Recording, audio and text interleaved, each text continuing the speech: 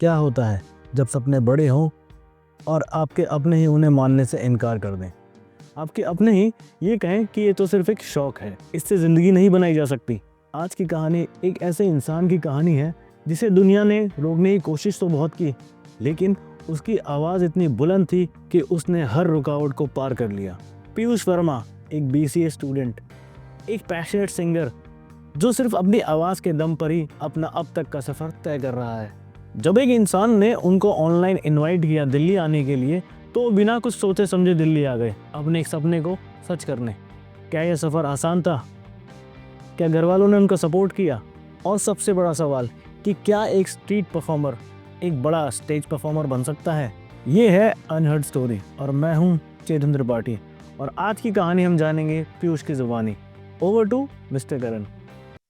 नमस्कार, सत श्री अकाल, वेलकम टू अनप्रोफेशनल। मैं हूं आपका होस्ट और दोस्त करण साहनी।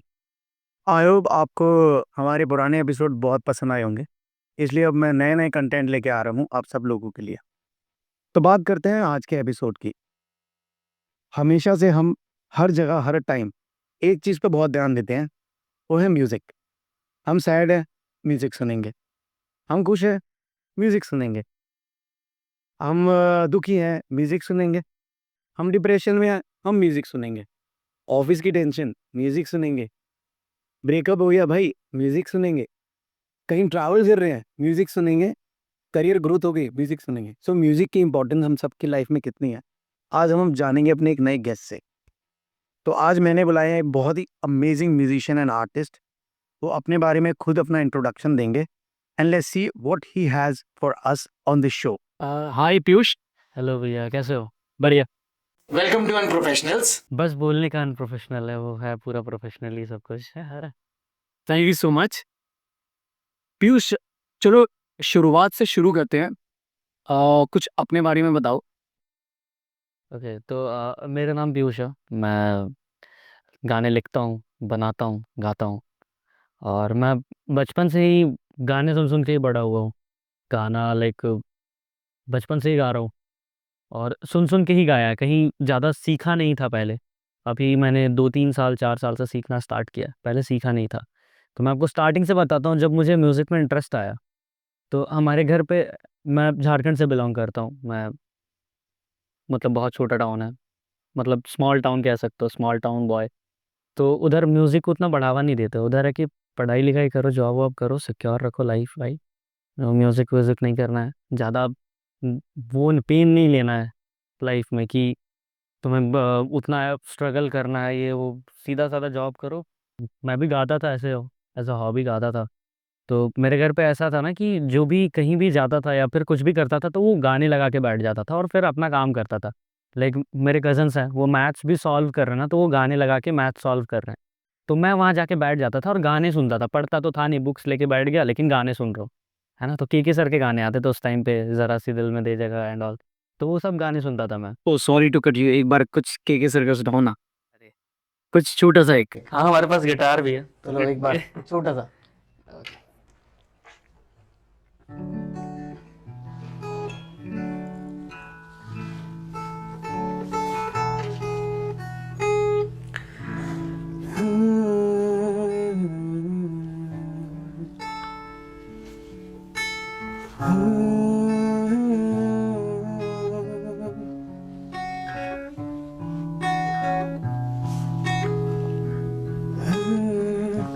जरा सी दिल में दे जगह तू, जरा सा अपना ले बना, जरा सा ख्वाबों में सजा तू, जरा सा यादों में बसा। मैं चाहूँ तुझको मेरी जावे बना, फिदा हूँ तुझ पे मेरी जावे बना। That's it. It's amazing. You have an amazing voice. Thank you, thank you, thank you so much. And we are glad that an amazing artist is on our platform. So let's continue. तो ये वही गाना है जिसको मैं सुनता था और one of my favourite song. मैं इसको सुन के ही बड़ा हुआ हूँ। तो ऐसा होता था कि वो लोग बजाते तो मैं बैठता था, बुक्स लेके बैठा हुआ हूँ, पढ़ नहीं रहा, गाने सुन रहा हूँ और गाने याद करता था। फिर स्कूल में गाता था, जो भी दोस्त रहते थे उनके सामने गाता था। फिर वो करते-करते मैं बड़ा हुआ। फिर मुझे याद है कि जब मैं क्लास 5th में था, 2013 4th या 5th में होऊँगा, तो मैंने फर्स्ट टाइम स्टेज पे गाया था अपने स्कूल में। हमारा कोई फंक्शन था, एनुअल फंक्शन, तब मैंने गाया था स्कूल में, तुम ही हो। और उस टाइम पे वो रिलीज़ ही हुआ था अरिजीत का, तो मैंने वो गाया था। फिर प्रिंसिपल ने बहुत एप्रिशिएट करा था, प्रिंसिपल सर ने। तो उन्होंने फिर पापा को बोला कि आप इसको सिखाओ, ये गाता अच्छा है। तो उसके बाद पापा ने क्लासेस लगवाए थे म्यूज़िक के 2013 में। लेकिन था तो मैं बच्चा ही, अब मुझे खेलने का शौक था। अब गुरुजी जो थे वो शाम के टाइम पे बुला लेते थे। अब हम सुबह स्कूल जाएँ और शाम को फिर खेलना, तो मैं क्लासेस छोड़ के खेलने चला जाता था। और मुझे ऐसा भी था ना, मुझे म्यूज़िक की उतनी नॉलेज तो थी नहीं, तो वो मुझे बेसिक सिखाते थे। राग वगैरह, सरगम वगैरह सिखाते थे। तो मुझे था कि भाई मुझे मूवी वाले गाने बताओ, आप सरगम क्यों बता रहे हो? क्योंकि मुझे पता नहीं था कि ये सा क्या होता है, ये रे क्या होता है? क्योंकि रियाज़ करने को रियाज़ का, हाँ, रियाज सिखाते होंगे और तुम्हें बहुत हाँ, बोरिंग लगता एग्ज़ैक्टली। लेकिन रियाज़ ज़रूरी है भाई, रियाज़ करो, है ना? रियाज़ के बिना कुछ नहीं है। तो वो मुझे बताते थे, तो मैं कि यार नहीं, मुझे ये नहीं करना, मुझे अरिजीत के गाने गाने हैं, मुझे तुम ही हो टाइप वाले गाने गाने हैं, ये नहीं गाना मुझे। जैसे वो कुछ राग बताते थे, किसी बंदिश बताते थे, तो मैं वो छोड़ के चला जाता था। फिर पापा को 2-3 महीने बाद, जब 3-4 महीने में गया, मुझे अच्छा नहीं लगा, तो मैं क्लासेस बंक करके चला जाता था खेलने के लिए। फिर पापा को पता चला, तो फिर उसके बाद छोड़ दी, मतलब उन्होंने बोला कि इसको इंटरेस्ट नहीं है, तो नहीं सिखाते हैं। फिर उन्होंने छोड़ दिया। फिर उसके बाद मेरे अंदर था म्यूज़िक, पता नहीं क्यों मैं गाते रहता था पूरे टाइम। तो मैंने ज़िद करके गिटार ले लिया।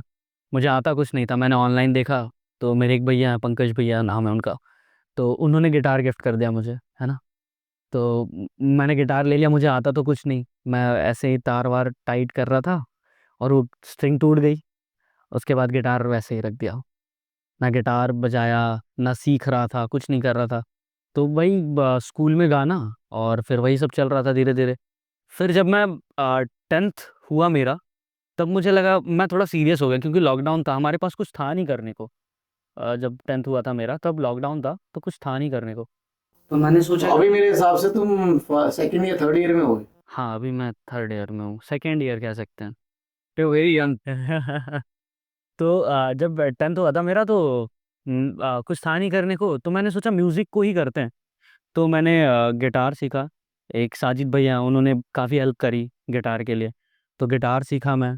उसके बाद फिर उनके साथ ही गाने-वाने बनाता था। तो लॉकडाउन में ही वो मुझे भी मिले थे, साजिद भैया। फिर उनके साथ हम गाने करते थे, मेरे खुद के ओरिजिनल्स वगैरह। क्योंकि और उनके स्टूडियो पे जब फर्स्ट टाइम गया था, तो इतना ख़राब गाया मैंने कि वो गाना आज तक रिलीज़ नहीं हुआ।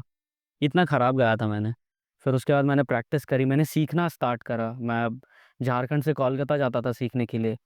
मेरे पापा मुझे सफ़र कितना लंबा होता था? वो 7-8 घंटे का सफ़र होता था। डेली डेली नहीं, आपको वीक में 2 दिन जाना होता था। अच्छा। और ऐसा था कि रात के ट्रेन से आप जा रहे हो, तो आप अगले दिन सुबह पहुँच रहे हो। फिर आपने दोपहर वगैरह में क्लासेस करे, फिर अगले दिन उसी दिन रात का ट्रेन पकड़ा, फिर आप अगले दिन सुबह आए। आया आया। हाँ, और ये आपको मतलब ऑलमोस्ट 2 दिन का तो हो ही गया। और ये आप कितने साल किया? ये मैंने किया 1 साल। उसके बाद 1 साल पापा बाइक पे लेके जाते थे 90 किलोमीटर दूर सिखवाने के लिए। मैं रहता था बोकारो स्टील सिटी, वहाँ से पुरुलिया जाता था। मेरे गुरुजी थे मानस भट्टाचार्य, उनके पास सीखने के लिए। तो उनके पास भी मैंने लगभग 6 महीने सीखे। फिर बहुत ज़्यादा डिस्टेंस था, तो पापा ने बोला यहीं कहीं सीख लो। लेकिन जो चीज़ मुझे सीखनी थी, वो हमारे होम टाउन में कोई नहीं था सिखाने के लिए। तो मैं फिर कोलकाता जाना मैंने स्टार्ट करा। कोलकाता जाता था। फिर उसके बाद जाते-जाते कोलकाता जाते-जाते फिर सीखता भी था, पढ़ता भी था आके, फिर गाना भी होता था, फिर अपने ओरिजिनल्स भी देखने होते थे। उसके बाद फिर हमारा टीम था एक, साजिद भैया एक हैं, एक उन्हीं का भाई है वाहिद, फिर प्रशांत भैया, मेरे भैया हैं वो, फिर और भी कुछ-कुछ लोग थे। हम लोग सब मिलके हमने एक यूट्यूब चैनल बनाया था। और वो चैनल एक्चुअली मुझे मेरे फ्रेंड ने गिफ्ट करा था, है ना? तो उस चैनल का नाम हमने स्टाइल म्यूज़िक रखा था, और उस पे हम लोगों ने ग्रो करे थे उसको। बहुत मेहनत करके 22-23 हज़ार फॉलो ये सब्सक्राइबर्स करे थे हमने। फिर क्या हुआ? फिर ग्रुप कोलैबोरेशन, ग्रुप क्विक लड़ाई। लड़ाई तो हुई। हाँ, बहुत पंगे हुए उस चीज़ को लेके कि चीज बताओ, हर ग्रुप टूटने के लिए ही बनता है।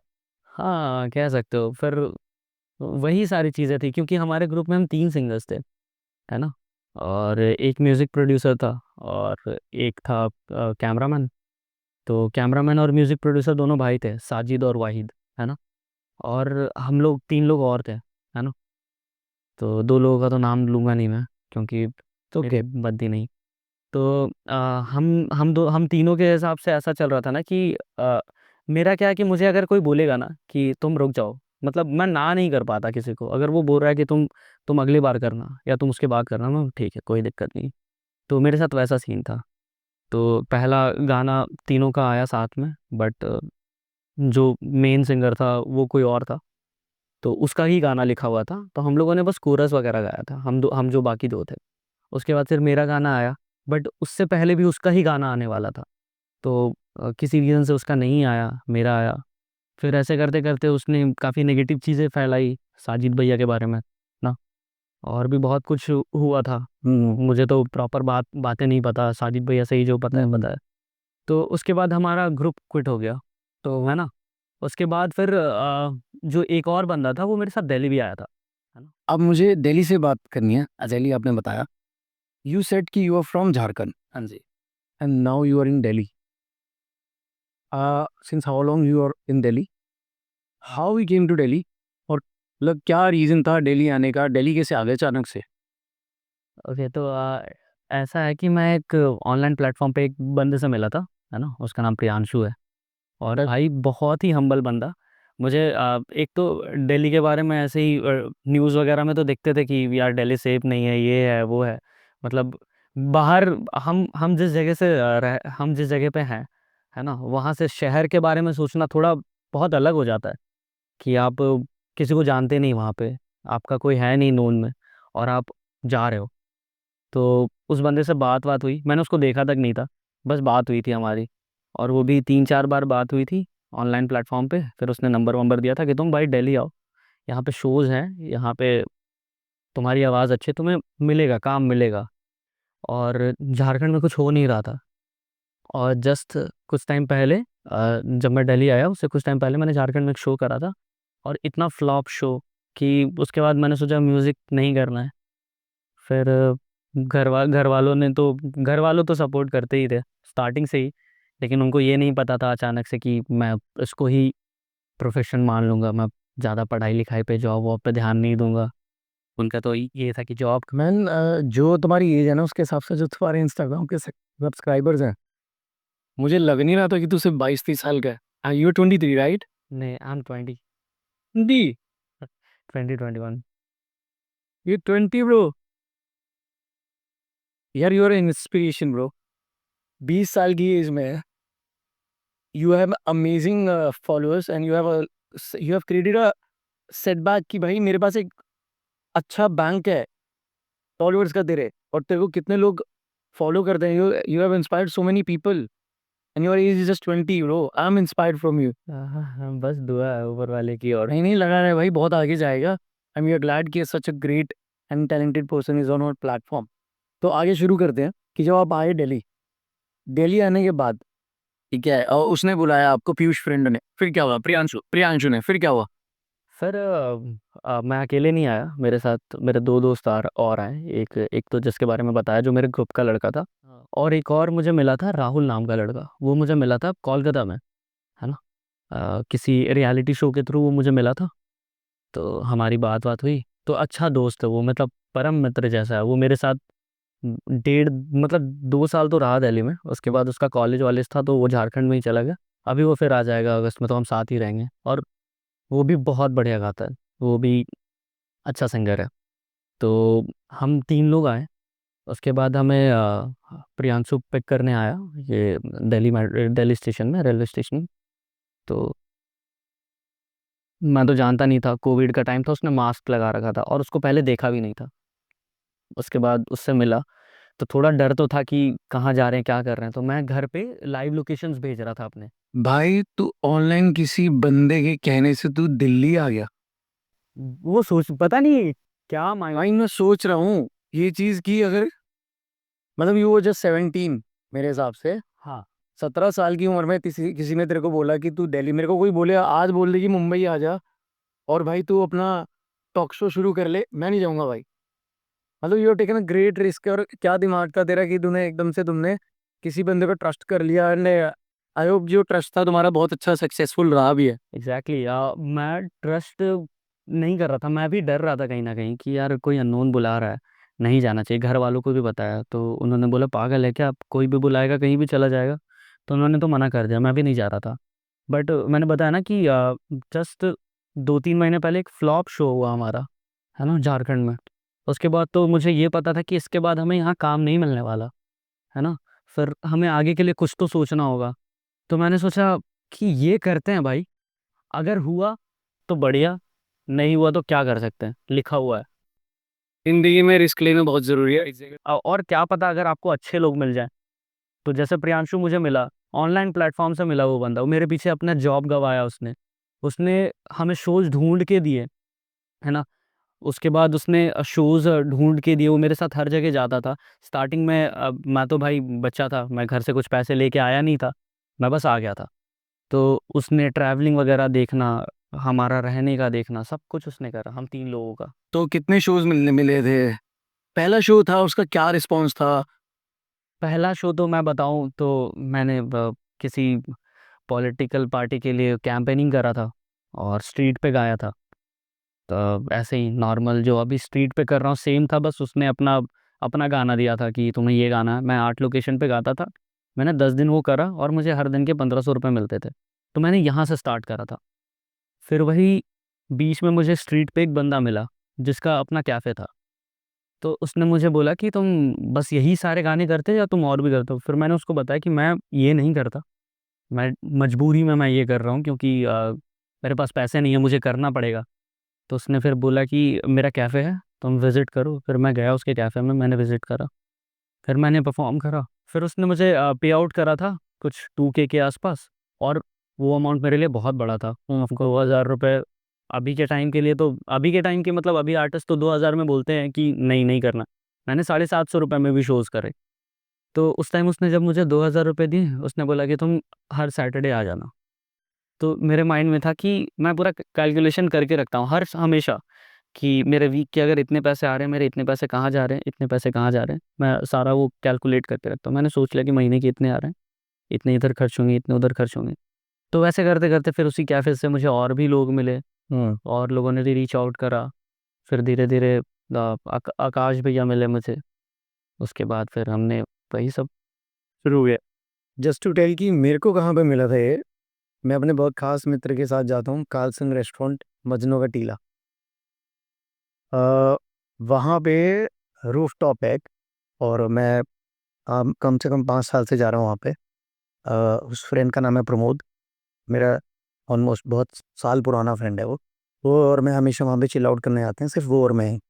बिकॉज वो एक ऐसी वाइब है उस जगह की कि वहाँ पे तुम डिस्कस कर सकते हो, और वहाँ पे जनरली प्रमोद और मैं बात नहीं करते हैं, सिर्फ बैठते हैं, चिल करते हैं, इन्वायरमेंट का मज़ा लेते हैं। और वहाँ ये भाई साहब गाना गा रहे थे, ठीक है, और वहाँ गाना ये कुर्बा हुआ ही गा रहे थे गाना, जो one of my favourite song है, ठीक है।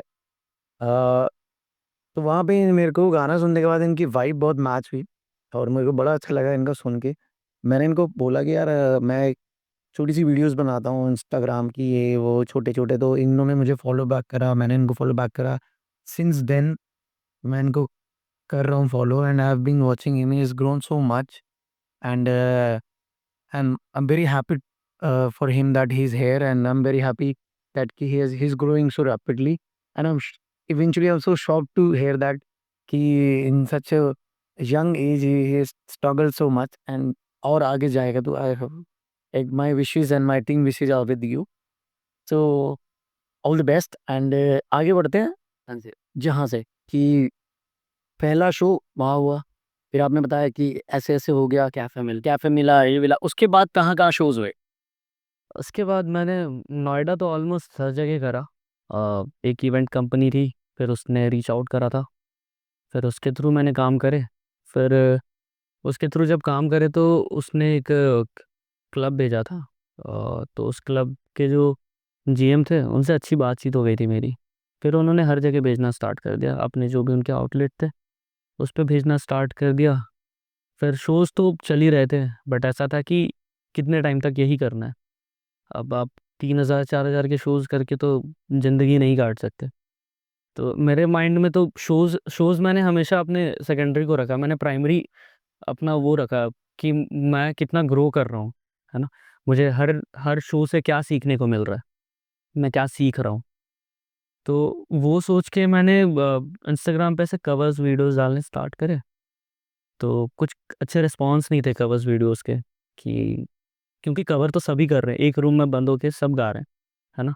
जितने भी लोग हैं सब कर रहे हैं। ये ज़्यादा कोई बड़ा चैलेंजिंग चीज़ नहीं है किसी के लिए, कि हमें बस कैमरा ऑन करना, हमें गिटार लेना और गाना है, ये सब कर रहे हैं। तो मुझे ये था कि मैं कुछ गलत कर रहा हूँ क्या? क्योंकि सब वही कर रहे हैं, मैं भी वही कर रहा हूँ, फिर मेरा क्यों नहीं हो रहा, सबका हो रहा है। तो मैंने फिर डिमोटिवेट होके मैंने छोड़ दिया करना। फिर मुझे आकाश भैया को मैं बहुत पहले से जानता था। जब मैं दिल्ली आया था नया-नया, तो उनको जानता था उसी टाइम से, मुझे मेट्रो में भी मिले थे वो। तो उनसे उस टाइम से बातचीत थी, तो मैंने उनको मैसेज करा कि भैया शो तो चल रहा है, लेकिन मेरा आगे का कुछ नहीं हो पा रहा। तो वो स्ट्रीट परफॉर्मेंस करते थे, उनके वीडियोज़ वायरल होते थे यूट्यूब पे, बट किसी जिनके साथ उनका था कोलैब यूट्यूब पे, उन लोगों ने पता नहीं डिच कर दिया इनको, तो इनका काम खराब हो गया। फिर उसके बाद भी ये आदमी लगा रहा, तो इनको मैंने बोला कि भैया बताओ क्या करना चाहिए? तो इन्होंने बोला कि मेरे पास एक आइडिया है। मैं देख स्ट्रीट करता हूँ, स्ट्रीट पे परफॉर्म करता हूँ, तो वही करते हैं अगर तू बोले तो। तो मैंने बोला कि ठीक है। तो मैं स्ट्रीट पे परफॉर्म करता था, बट ऐसे स्पीकर्स बस्किंग नहीं करता था, बस ऐसे ही गिटार लेके मैं गाता था, और मैं वो वाली वीडियोस अपने इंस्टाग्राम पे डालता था। क्योंकि बस्किंग वाली वीडियोस डालना मुझे थोड़ा-सा ख़राब लगता था कि मेरे घर वालों ने मुझे भेजा है यहाँ पे म्यूज़िक के लिए, और मैं क्या कर रहा हूँ? तो वो सोसाइटी का जो प्रेशर होता है ना, एक आर्टिस्ट के लिए, कि क्या सोचेंगे घर वाले, रोड पे गा रहा है। बहुत बार बोल भी दिया लोगों ने कि क्या करता है, रोड पे गाता है और क्या करता है। तो डज़न्ट मैटर ना, हमने सोचा डज़न्ट मैटर। पहले लग जाता था ये चीज़ कि यार ठीक है, क्या कर सकते, ग्रो करना है तो डज़न्ट मैटर। हाँ, उसके बाद फिर मैंने छोड़ दिया। अभी भी मेरे जब 70,000 फॉलोवर थे, तब भी लोगों ने बोल दिया था कि तू तो रोड पे गाता है, ऐसे। तो मैंने बोला हाँ ठीक, मैं रोड पे गाता हूँ, लेकिन मेरे 70 है, तुम्हारे नहीं है। तो ऐसे मैंने बोल दिया था उसको। तो आई लाइक द एटीट्यूड। तो मैंने उसको बोल दिया था ऐसे। तो मैंने स्ट्रीट पे उनके बोलने के बाद, मैं स्ट्रीट पे ऐसे वीडियोज़ डालता था नॉर्मल गिटार पे। बट उन्होंने एक दिन मेरा शूट करा पिछले साल फ़रवरी में, उन्होंने मेरा स्ट्रीट पे गाते हुए शूट कर दिया और बोला ये वीडियो डाल। मैंने बोला नहीं यार, मैं नहीं डालूँगा, क्योंकि वो फैमिली प्रेशर कि क्या बोलेंगे घर वाले। हाँ। तो मैंने बोला कि नहीं, नहीं डालूँगा। तो उन्होंने एडिट करके दिया बाकायदा कि ये डाल। तो मैंने बोला ठीक है, मैंने डाल दिया वीडियो। और उससे कुछ टाइम पहले मैं काफ़ी डिमोटिवेट था, अ, कि कुछ हो नहीं रहा, कुछ हो नहीं रहा, क्योंकि सारे वीडियोज़ चल नहीं रहे थे। तो मैंने वो वीडियो डाल दिया, चलो ठीक है, डाल देते हैं यार, कुछ भी डालना है। मैं सो गया। अगले दिन सुबह उठा, 50,000 व्यूज़ थे उस पे। मैंने रात को डाला, और मैंने कलसंग में बैठ के डाला था वो वीडियो। तो मैं उठा, तो 50,000 व्यूज़ थे उस पे। तो मुझे लगा ये सपना चल रहा है, तो मैं फिर सो गया। मेरी मेरी मेरी क्या आदत है ना कि मेरे बीच में नींद खुलता है रात को। सॉरी टू कट, एक चीज़ मैं शेयर करूँगा। I am we both can easily relatable, मेरा भी गूज़बम्प्स क्यों आए। सेम चीज़ करी अभी थोड़े दिन पहले हमने, वीडियो डाली और सो गए। और हम 1-2 दिन के लिए सो गए भाई, समझ ले हमने डाल के भूल गए हम। अच्छा। वन फाइन डे चेतन का फ़ोन आया, "सर वीडियो देखो।" मैंने वीडियो देखी भाई, that video was gone to 1.5 lakhs suddenly. I was like भाई ये क्या हो रहा है? ये क्या हो रहा है? ये क्या हो रहा है? एंड वो रुक ही नहीं रही थी। 8 लाख से ऊपर जा चुके हैं and we were like goosebumps. और मैं मतलब आई वाज़ सो हैप्पी कि मतलब जो हम सोच रहे हैं, रिलेट कर पा रहा होगा तू भी, जो हम कभी इमेजिन भी नहीं, मैं सच बता रहा हूँ हमने, और वो सिर्फ़ वो वीडियो यहाँ बैठ के शूट हुई है। तो हाँ, तो मैं सो गया, सो के उठा तो, और मेरी आदत है कि नींद 1-2 बार ही खुल जाती है। जैसे आज का किस्सा बताऊँ तो आज क्या हुआ कि मैं उठा सुबह, तो मुझे तनिष्क बागची जी का डीएम दिखाई दिया, ठीक है? मैं बोला कोई मज़े कर रहा होगा, कोई नॉर्मल आदमी होगा। मैं फिर सो गया बंद करके फ़ोन।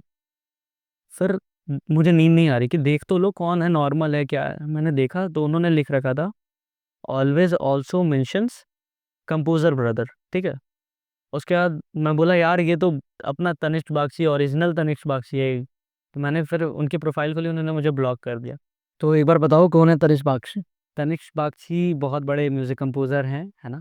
उनके अभी रिसेंट गाने आए हैं, राता लंबिया भी सुना होगा आपने, शेरशाह मूवी में, वो भी उन्होंने ही बनाया है। और अभी रिसेंट जो तू है जो तो मैं हूँ, अरिजीत वाला, तो वो भी है, तू है तो मैं हूँ, ऐसा कुछ। पीयूष, अगर आप फेमस हो गए, अनप्रोफेशनल्स को भूल जाओगे? अरे नहीं, नहीं, कभी नहीं करण भाई यार, कैसी बातें कर रहे हो? मैं तो जब 2000 थे तब से हमारी बातचीत चल रही है, जब 2000 फॉलोअर्स थे, और आज 1 लाख भी है, तो आपको थोड़ा भी डिफरेंस नहीं दिख रहा होगा। वही है, वही पीयूष है, क्यों दिख रहा होगा? वही पीयूष है और वही एटीट्यूड है आपका।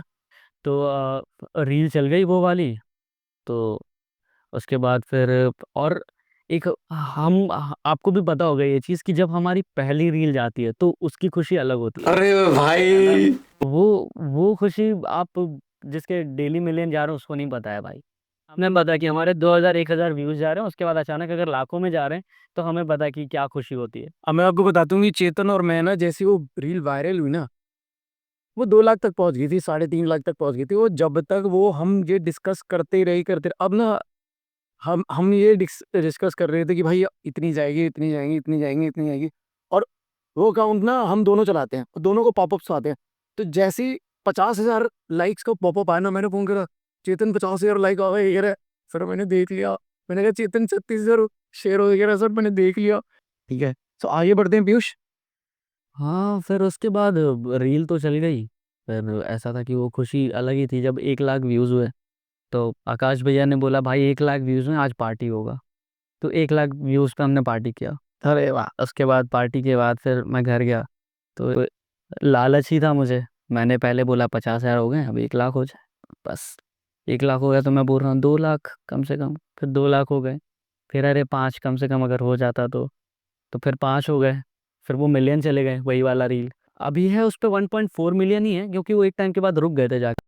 उसके बाद फिर दूसरा मैंने रील डाला था 10 दिन के बाद, उस पे गए थे 5.5 मिलियन। ओ मैसिव ब्रो। हाँ, उसके बाद उसी रील ने मुझे 20,000 के आसपास फॉलोअर्स दिए। हाँ, अरे वाह। उसके बाद फिर मेरे महीने की 1-2 रील तो वायरल हो ही जाते थे।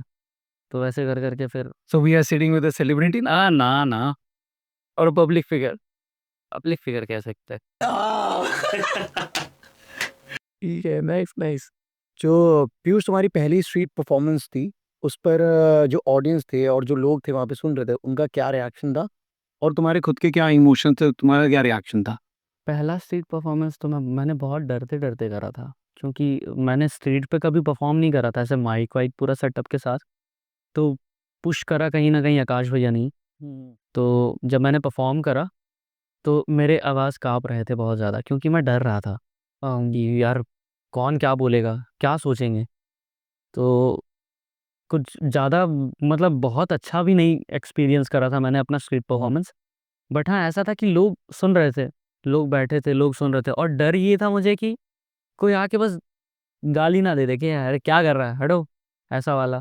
और अभी ऐसा भी कर रखा है ना लोगों ने कि अगर आप गिटार बजा रहे हो, अगर आप लोगों के सामने गा रहे हो, तो लोग बोलेंगे कि ये लौंडियाबाजी कर रहा है।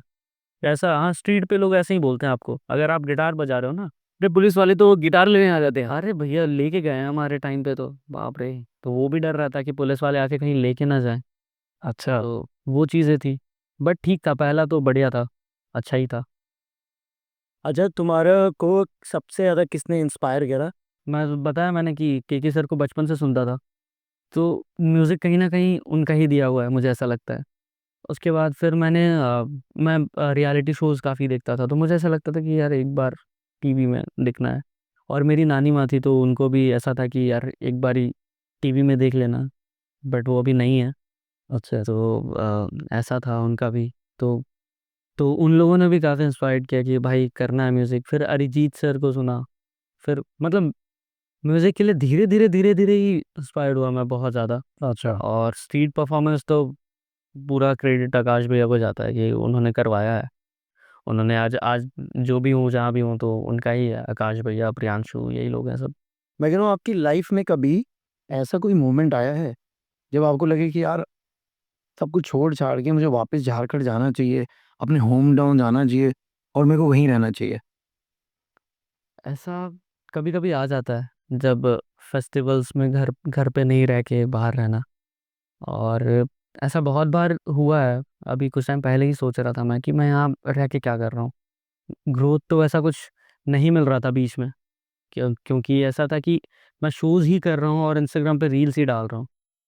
तो मुझे ये कब तक करना होगा? फिर मुझे पता चला कि यार ये आप जब तक करोगे नहीं, आपको आगे आगे बताओगे कैसे? बताओगे कैसे? एग्ज़ैक्टली। तो There was a saying in my college times and in my initial days of my career. So मेरे मैनेजर थे, उन्होंने बोला था, you're saying that you have a trumpet, you have a trumpet, you have a trumpet.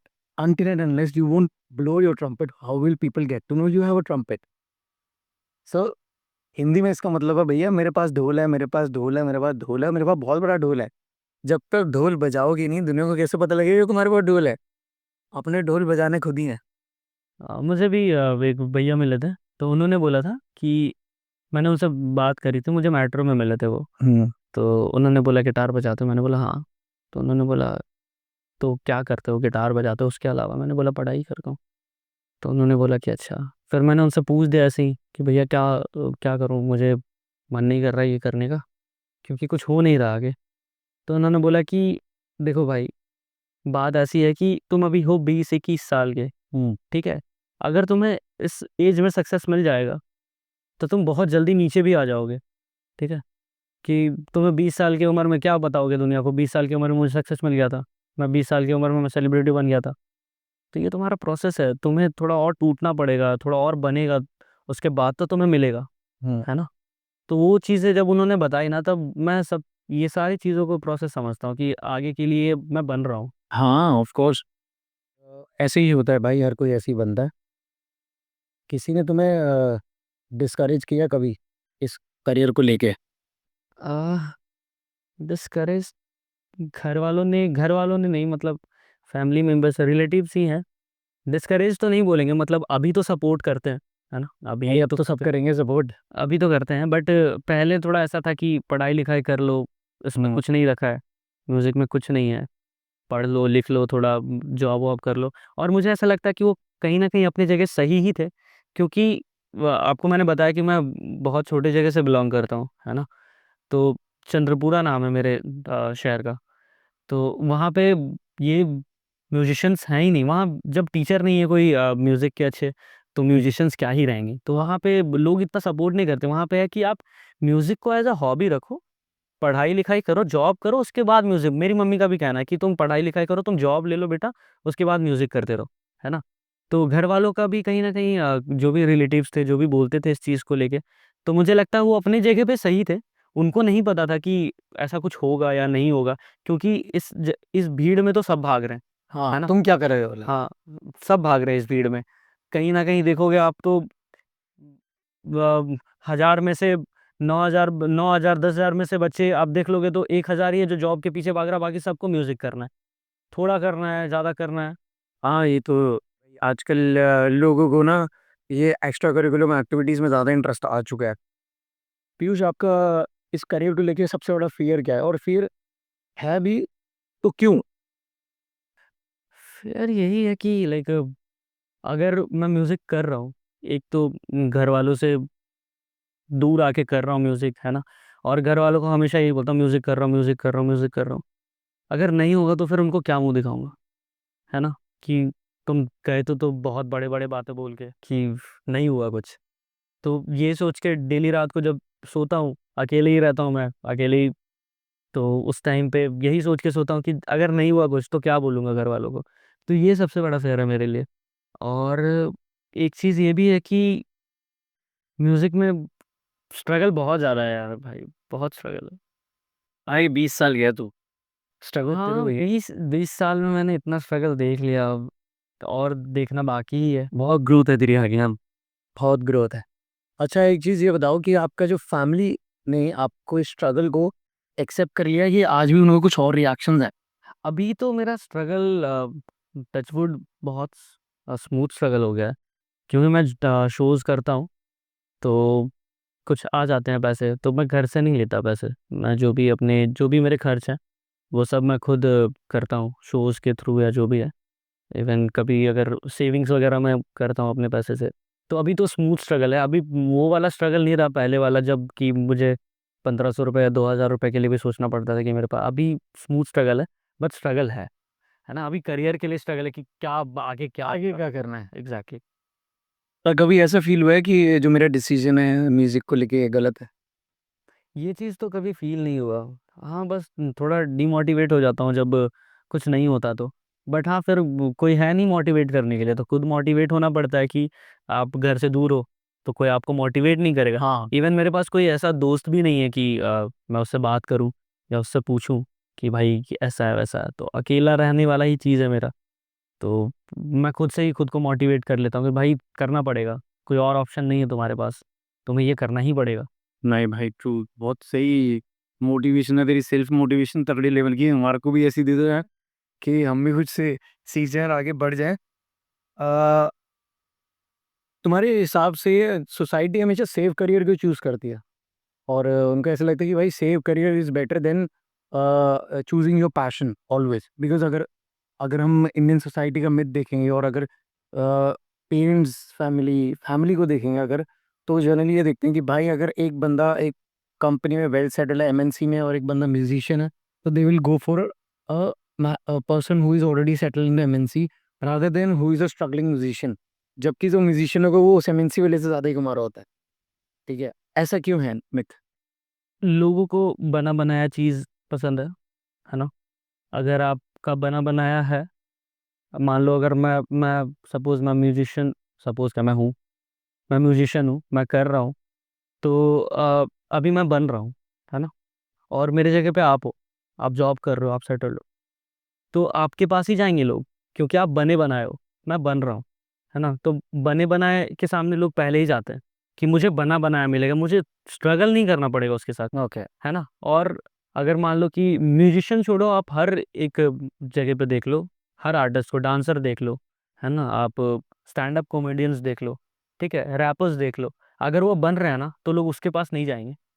बने बनाए के पास, सिर्फ बनाए के पास ही जाते हैं लोग कि उनको बना बनाया मिलना चाहिए। और हमारी फैमिली भी यही सोचती है कि यार बन जाए, जल्दी बन जाए, है ना? कुछ बन जाए, थोड़ा सिक्योर हो जाए, उसके बाद करता रहे अपना। तो उनको ये लगता है कि आप अपने ये हॉबीज़ लगता है सबको कि हॉबी है भाई, मेन प्रोफ़ेशन तुम्हारा जॉब है, तुम्हें जॉब करना है। तुम चाहे कुछ भी करो, तुम जॉब करो, तुम 30-40 हज़ार रुपए कमाओ, तुम भाई खुश रहो।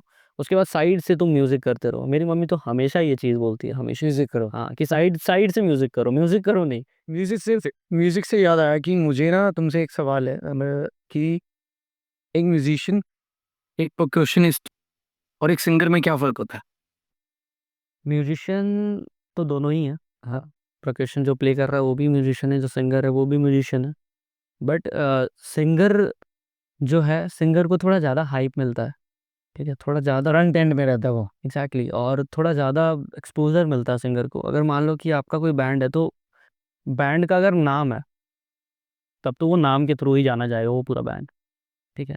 लेकिन अगर मान लो कि मेरा बैंड है, तो मैंने पीयूष वर्मा लाइव कर रखा है बैंड का, लेकिन मैं सोच रहा हूँ कि मेरे जो भी और भी मेंबर्स हैं, तो उनको भी बराबर का वो हक मिले कि वो बस मेरे नाम से ना जाना जाए। तो मैं अभी कुछ नाम सोच रहा हूँ बैंड का, जो कि सबके लिए बराबर होगा, इक्वल होगा।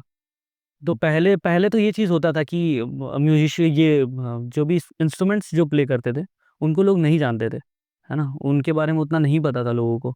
लोगों को पता था कि उदित जी हैं, कुमार सानू जी हैं, किशोर जी हैं, तो उनको सिंगर्स ही पता थे। उनको नहीं पता था कि उनके पीछे म्यूज़िक किसने बनाया, उनके पीछे गिटार किसने बजाया, उनको वो चीज़ नहीं पता था। लेकिन अभी बहुत अलग हो गया सब कुछ। अभी तो लोग जानते हैं इंस्ट्रूमेंट्स प्लेयर को। अभी जैसे ही मेरा एक दोस्त है, गिटार प्ले करता है, गौरव नाम है, वो जी भाई अलग लेवल प्ले करता है वो गिटार। फिर और भी बहुत लोग हैं, ड्रमर एक एक है, एक सितार प्ले करते हैं भैया, ऋषभ भैया, वो अलग लेवल है। तो अभी लोग जान रहे हैं, जान रहे हैं। अभी जान रहे हैं। अ, सितार वाले जिन्होंने जिनका गाना है चाणक्य। हाँ यार his voice is amazing bro. भाई, अलग लेवल है वो भाई उनका उनका सितार भाई, सितार तो भाई अलग लेवल पे जाते हैं। वो ऐसे है कि आप आंख बंद करके बस सुनते रहो और वो कभी खत्म नहीं हो जो ऐसा। मेरे को पता है कैसे मैंने उनको जाना। मैंने ना एक रील देखी थी, उसमें आवाज आई थी जैसे म्यूजिक चला था शायद। तो लॉर्ड क्या बोलते हैं, शिव जी के मूर्ति के पीछे उन्होंने गाना लगाया हुआ था और आवाज चल रही थी वो धीम ताना। मैंने कहा भाई ये बंदा कौन है, बंदे को सर्च करूं फिर लाइव वीडियो। इस वीडियो पे 15 मिलियन व्यूज या 20 मिलियन व्यूज ऐसे अभी तो बहुत ज्यादा हो गए। बहुत ज्यादा है वो। Amazing massive. वो अलग लेवल है उनका। एक क्वेश्चन हो रहा है मेरे से कि मुझे तुमसे कि आपने गिटार क्यों चूज करा, सितार चूज क्यों नहीं करा? क्योंकि जब मैं जहाँ से मैं बिलोंग करता हूँ, बार बार तो मैं वहीं आ जाता हूँ क्योंकि मैंने अपने जड़ देख रखे हैं। तो मैं जहाँ से बिलोंग करता हूँ वहाँ पे सितार मैंने देखा नहीं, ठीक है, किसी के पास भी। और गिटार ऐसा है ना कि गिटार हर किसी के पास आपको दिख जाएगा, ठीक है। सब सब और जितने भी सिंगर्स को मैं सुनता था तो गिटार देखता था।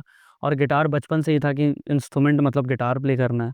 और सितार काफ़ी एक्सपेंसिव होता है तो मैंने बहुत कम लोगों के पास देखा। गिटार आपको 2,500 3,000 में भी मिल जाएगा। तो सबके घर पे या किसी किसी के घर पे, है ना, अगर कोई फोटो वो वगैरह कोई क्लिक करता है तो उनके घर पे गिटार होगा। हाँ, भले वो फोटो क्लिक करवाने के लिए खरीद रखा होगा उन्होंने, लेकिन रखा होगा। तो एक वही था। फिर गिटार तो मुझे बचपन से ही पसंद था, सितार मैंने ज़्यादा देखा नहीं था।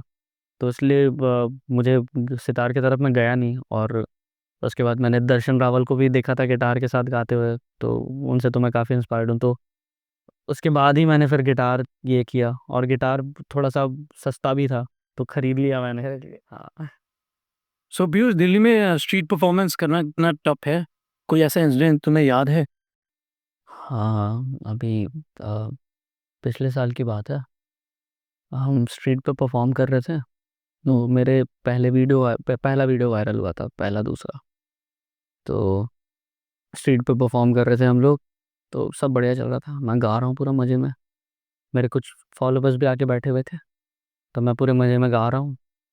तो पुलिस वाले आ गए, है ना। और मैं उनके सामने ऐसे चौड़े होके बोल रहा हूँ क्योंकि मेरा तो भाई वीडियो वायरल हुआ तो मैं अपने आप को सेलिब्रिटी समझ रहा हूँ, मेरे 15,000 फॉलोअर है। तो मैं पुलिस वाले के सामने बोल रहा हूँ कि पुलिस वाले बोले क्या कर रहा है। तो मैं बोल रहा हूँ क्राउड को, ओके गाइस, तो अभी कुछ पंगा हो गया है तो अभी हमें बंद करना होगा। और वो पुलिस वाला अब चिढ़ गया कि भाई मैं यहाँ खड़ा हूँ, तुम क्या कर रहे हो।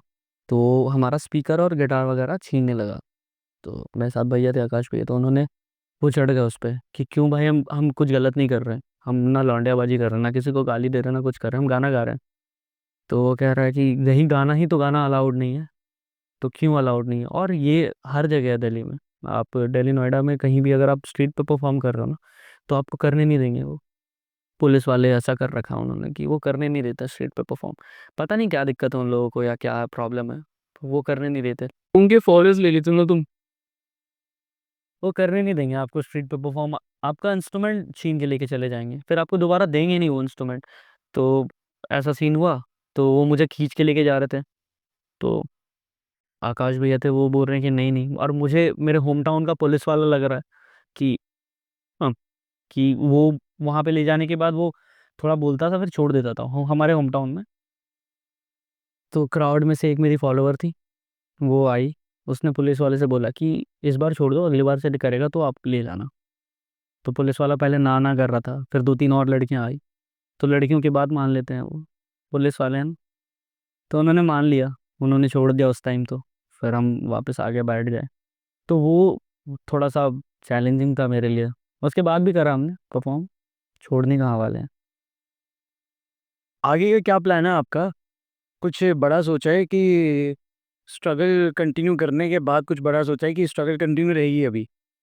अभी तो मुझे ऐसा लगता है कि रहेगी, बट बड़ा तो सोचा ही है। मुझे प्लेबैक करना है एक्चुअली। तो मैंने प्लेबैक के लिए सोच रखा है, क्योंकि प्लेबैक के अलावा क्या ही करूँगा। ये स्ट्रीट परफॉर्मेंस तो पूरी लाइफ नहीं कर सकता, ये छोटे छोटे शोज़ तो नहीं कर सकता, तो मुझे प्लेबैक करना है। और मैं बचपन से ही यही है कि मुझे प्लेबैक ही करना है। तो उस हिसाब से अभी खुद को प्रिपेयर कर रहा हूँ। अभी मैं गुरुजी से सीख रहा हूँ। गुरुजी का नाम जयवंत है, तो उनसे मैं सीख रहा हूँ। और बस चल ही रहा है। अभी स्ट्रगल के बाद तो अभी तो वो भगवान का लिखा है ना कि समय से पहले नहीं मिलता, तो है ना। तो अभी टाइम तो है, मुझे ऐसा लगता है, क्योंकि उन्होंने बस जब मैं क्विट करने वाला था तो उन्होंने बस पंप कर दिया कि भाई क्विट मत करो, को तुम्हें मिल रहा है तो तुम करते रहो। तो अभी थोड़ा स्ट्रगल तो है, मुझे ऐसा लगता है, बट हाँ, कुछ अच्छा होगा आने वाले टाइम में। अगर तुम्हारा कोई गाना वायरल हो जाए बहुत ज़्यादा, ठीक है, और तुम्हें उस वायरल गाने से, फॉर एग्जांपल आपका कोई गाना 200 मिलियन चला जाए या 300 मिलियन चला जाए और उस गाने से तुम्हें एक बड़ा प्लेटफॉर्म मिल जाए, ठीक है, उस प्लेटफॉर्म पे आप कौन सा गाना गाना चाहोगे और क्यों? अ, सबसे पहले तो मैं वही गाऊंगा जो मेरा पहले वायरल हुआ है। मैंने अभी एक हमने गाना तैयार किया है, अनरिलीज्ड है, वो ऑलमोस्ट कंप्लीट है। तो मुझे उस गाने से काफ़ी उम्मीद है। 200 मिलियन तो नहीं, बट एटलीस्ट 2 मिलियन तो जाए, मुझे ऐसा लगता है, क्योंकि वो गाने पे है वैसा वाइब है। वाइब है। और प्लस वो गाने मैंने रात रात को उठ उठ के लिखे हैं, ऐसा कि उसके जो वर्स हैं उसको मैंने 3 साढ़े 3 बजे सुबह उठ के लिखा था। मुझे अचानक सपने में याद आया था कि मेरे को लिखना है। हाँ, नहीं, सपने में मुझे कुछ चल रहा था वो, फिर मेरी नींद खुल गई, बीच में नींद खुल जाती है मेरी रात को। तो उस टाइम पे खुल गई, तो मुझे ऐसा ऐसा कुछ 2 3 लाइन याद आया। तो मैंने उसके बाद फिर उठ के मैंने लिखा बालकनी पे जाके, और वो गाना फिर कंप्लीट करा। और अभी साजिद भैया ने काम किया उस पे, गौरव बताया जिसके हाँ, जिसके बारे में आपने हाँ, बताया था। तो उसने गिटार उसमें प्ले करा है। तो ऑलमोस्ट अमेजिंग गाना है वो, आने वाला है अभी कुछ टाइम में। आने वाले 5 साल में आप खुद को कहाँ देखते हो? आने वाले 5 साल में मैं खुद को देखता हूँ कि मैं प्लेबैक कर रहा हूँ, मैं बड़े शोज़ कर रहा हूँ, और इवन वो मुझे सपने भी आते हैं कभी कभी। अच्छा, अपना तो भाई कर लेगा। सपने आ रहे हैं। मैं शोज़ कर रहा हूँ बड़े बड़े। सपने आ रहे हैं ना। हाँ भैया, सपने तो डेली आते रहा, फिर कर लेगा। डेली ऐसा होता है कि यार मैं गा रहा हूँ, लोग सुन रहे हैं। मेरा वो ड्रीम रहा है कि मैं गा रहा हूँ, मेरे से लाउड एकदम पूरा क्राउड भरा पड़ा है और वो मेरे से लाउड गा रहे हैं, तो वो सारा सब कुछ। Before we end, I have a very nice rapid fire for you, ठीक है, उस पे कुछ सवालात हैं और देखते हैं आपके पास उनके क्या जवाब हैं। जब मूड आपका कभी खराब होता है तो आपका फेवरेट गाना कौन सा है?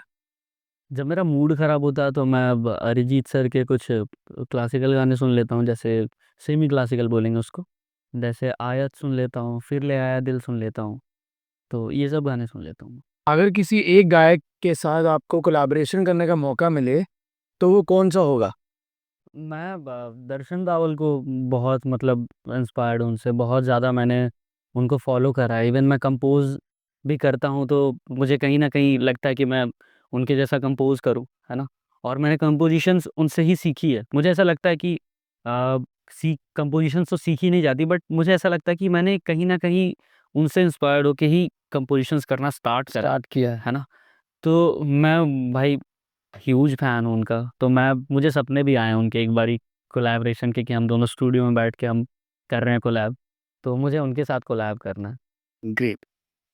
सबसे अजीब जगह जहां आपने कभी परफॉर्म किया हो? सबसे अजीब हमारे झारखंड में ही करा था एक बारी मैंने। हमारे झारखंड में कुछ संथाली लोगों का ये था, और उस टाइम पे हमें था कि हमें बस स्टेज मिल जाए भाई, कैसे भी करके भाई। कैसे भी करके बस स्टेज मिल जाए, हम लोगों के सामने दिख जाएं बस। तो हम लोगों का ये था, तो मैं और मेरे साथ एक और लड़का था। तो हम लोग रात के 2 बजे, वो सांथाली लोगों का रात को ही होता था, तो कुछ 500 600 लोगों का भीड़ था उन लोगों का। और हम लोग रात को उनके नागपुरी गाने चल रहे थे, और उस बीच में हम गए थे, और हम वहाँ पे हिंदी गा के आए थे एक एक गाना। हमें एक भैया हैं, उन्होंने ज़बरदस्ती चढ़ा दिया था कि चढ़ो चढ़ो गाओ गाओ। तो वो मेरे लिए थोड़ा सा ऑकवर्ड मोमेंट था कि भाई यहाँ पे सर, और लोग हमें गालियाँ दे रहे थे क्योंकि वो सुनना नागपुरी से आ रहे थे और हमें हिंदी गा के आए थे हम। तो उन लोगों ने गालियाँ दिया था, तो वो मेरे लिए काफ़ी अजीब सा था। दिल्ली में कोई एक ऐसी चीज जो आपको ना पसंद हो? दिल्ली में दिल्ली का ट्रैफिक बहुत ज़्यादा ख़राब है यार। और कोई एक चीज जो सबसे ज्यादा पसंद है? खाना दिल्ली का, क्या पसंद है खाने में? मैं दिल्ली में मोमोज काफ़ी खाता हूँ। जो भी खाए थे हमने। हाँ, बहुत प्यारे थे। पनीर वाले या फिर आपको? मैं पनीर वाले ही ज़्यादा खाता हूँ। चिकन वाले तो नहीं खाता। अच्छा, आपको बिना किसी शर्त के 10 लाख रुपए मिल जाए तो आप क्या करोगे? मैं उस पैसे का पहले तो एक अच्छा सा म्यूज़िक वीडियो बनाऊँगा, कुछ अच्छे खासे बड़े-बड़े सेलिब्रिटीज़ को लेके। मस्त एक म्यूज़िक वीडियो बनाऊँगा, उसके बाद जो पैसे बचेंगे उसकी पार्टी करेंगे। एक शब्द जो आपको प्रभावित करता है, शब्द? हाँ, एक शब्द जो आपको सबसे ज़्यादा प्रभावित करता है। म्यूज़िक मेरे हिसाब से, क्योंकि जो लोग भी म्यूज़िक से जुड़े हुए हैं, वो उनके साथ में अच्छा कनेक्ट कनेक्ट हो जाता है। तो वो जो म्यूज़िक है वो मुझे ज़्यादा प्रभावित करता है। Last but not the least, आपको अगर अरिजीत सिंह मिलने का मौका मिले एक दिन में, तो आप क्या करोगे? अरिजीत सिंह बनने का मौका मिले तो सबसे पहले तो मैं उनके जो कंपोजिशंस होते हैं अरिजीत सर के, वो पहले मैं अपने अंदर ढाल लूँगा कि मेरे अंदर ही रह जाओ, तुम बाहर ना निकलो। उसके बाद फिर उनकी लाइफ़ जीऊँगा। भाई वो कितना सिंपल आदमी है वो भाई, वो स्कूटी में ही कहीं निकल जाते हैं, है ना? पूरा वर्ल्ड सुनता है उनको, अरिजीत सर को पूरा वर्ल्ड सुनता है। और आप किसी भी बच्चे से पूछोगे ना कि तुम किस सिंगर को सुनते हो? तो वो सबसे पहला नाम उसके मुँह पे अरिजीत ही होगा कि मैं अरिजीत को सुनता हूँ। तुम्हारा कौन-सा गाना फ़ेवरेट है? तो मैं तुम ही हो सुनता हूँ। वो एवरग्रीन सॉन्ग। वो बंदा भाई उसने तोड़ा है खुद को, उन्होंने सीखा है, इतना सीखा है। तो मुझे अगर बनने का मौका मिले भाई तो मैं तो हर चीज़ देखूँगा, उनकी उनकी लाइव देखूँगा, उनके स्टूडियो सेशंस देखूँगा, उनका कंपोज़िशन स्किल्स मैं चाहूँगा वो तो मेरे अंदर ही रह जाए, है ना? उनके गाने के तरीके, आप कोई भी गाना गवा लो उनसे, अलग लेवल वर्सेटाइल। मैंने उनका रैप भी सुना था एक, है ना? मन मन चला में एक उन्होंने रैप करा है भाई, वो अलग। रिहा एक गाना है, अगर आप लोगों ने सुना होगा तो, रिहा उन उसमें उन्होंने रैप करा है, भाई अलग लेवल। उनको क्लासिकल गवा दो, वो क्लासिकल गाते हैं। उनको गज़ल गवा दो, गज़ल गाते हैं। उनको रेट्रोस गवा दो, रेट्रोस गाते हैं। गा ये अलग लेवल है वो आदमी। Which is your favourite international artist? International artist मैंने बचपन से जस्टिन बीबर को बहुत ज़्यादा सुना है। और और तो अभी तो मैंने सुनना स्टार्ट करा एडी शेरन को और चार्ली पुथ को। मैं ज़्यादा अब सुनता नहीं वेस्टर्न आर्टिस्ट को। तो one song either from Tollywood और दिस एड शीरन और या फिर Justin Bieber, a romantic song, can you sing for us? हाँ, मुझे थोड़ा एक्सेंट में तो दिक्कत होगा बट स्टिल जो जिसके याद है वो सुनाओ। बट एडिशन का ये गाना अच्छा है। अच्छा क्या उनके सारे गाने अच्छे हैं बट ये मैं काफ़ी सुनता हूँ। I found a love for me, darling, just write me up, follow my lead. I found a girl, beautiful and sweet. Na na na na na na, follow my lead. You are just kiss when you fall in love. I don't na na na na, will my baby I माफ़ करना ED भैया आपके lyrics याद नहीं है। भाई तेरी आवाज, भाई यू विल डेफिनेटली ग्रो। तो anything you want to add and you want to say something about our studio unprofessional, कुछ कहना चाहोगे आप?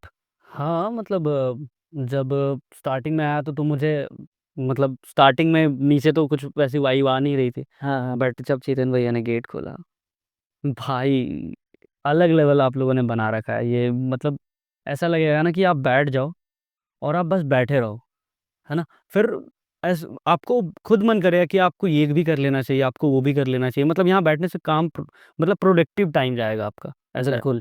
यहाँ पे अगर आप बैठे हो, तो आप लोगों ने बहुत अच्छे से इसको बना रखा है ना?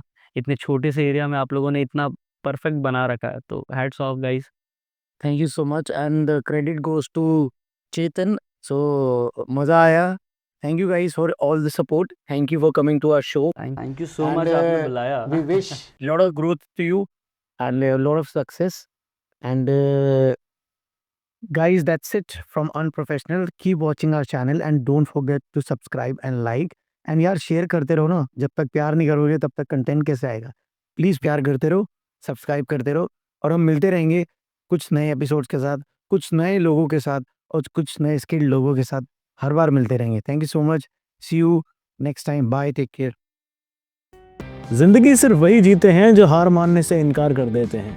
पीयूष वर्मा की कहानी एक सिंगर की कहानी नहीं है, ये उन सब लोगों की कहानी है जो सोसाइटी के सेफ करियर के प्रेशर के बावजूद अपने सपनों का पीछा करने की हिम्मत रखते हैं। आज पीयूष दिल्ली एनसीआर की सड़कों पर परफॉर्म कर रहे हैं।